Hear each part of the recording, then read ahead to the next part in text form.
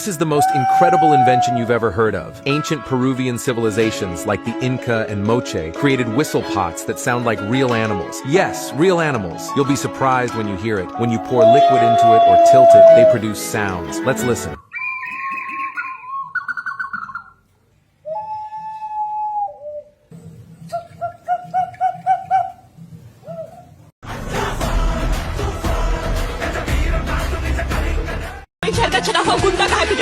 गलत छापा है, गुंडा नहीं, विषय का बाप है मनियासुद्दीन, बाप।